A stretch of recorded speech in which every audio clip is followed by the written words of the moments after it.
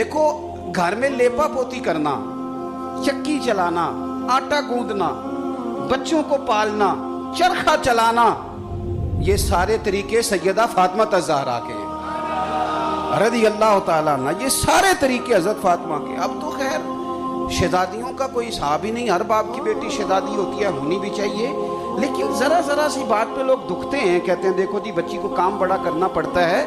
اور میرے بھائی یاد رکھو، سادہ کھانا، سادہ گھر، کچا مکان، گھر کے سارے کام کاج، یہ اہل بیت نبوت کا طریقہ ہے۔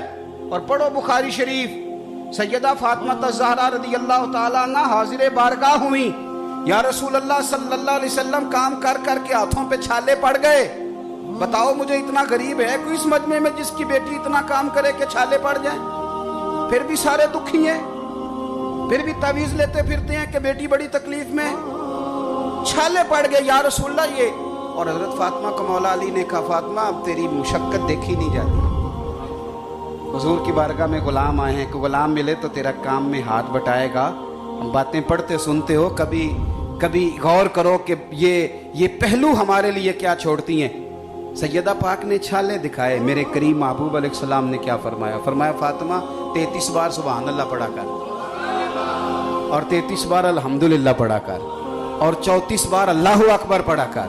جب بھی تو یہ تسبیح ختم کرے گی رب تجھے غلام آزاد کرنے کا ثواب عطا فرمائے گا۔ گویا حضور نے کہہ دیا کہ چکی آپ نے خود ہی پیسنی ہے، آٹا خود ہی گوندنا ہے، گھر کے سارے کام۔ یہاں تو عورتیں کچھ بھی نہیں کرتی، پھر بھی شام کو 4 گولیاں منگوا لیتی ہیں، کوئی کام بھی نہیں، پھر بھی 4 گولیاں۔ اور امام حسن کیا فرماتے ہیں؟ خدا را خالی اہل بیت نبوت نے ہمیں 1 محرم سے 30 محرم تک ایام منانے کو نہیں دیے، انہوں نے پورا اسوہ ہمیں دیا ہے، پورا بہترین دستور حیات دیا ہے۔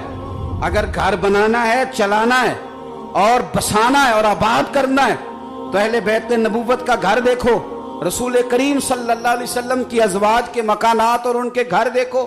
میرے نبی پاک صلی اللہ تعالیٰ علیہ وآلہ وسلم کی شہزادی سارا دن کام کرتی، سارا دن محنت کرتی، مزدوری کرتی۔ امام حسن کہتے ہیں کائنات سو جاتی اور میری ماں فاطمہ مصلی بچھا لیتی۔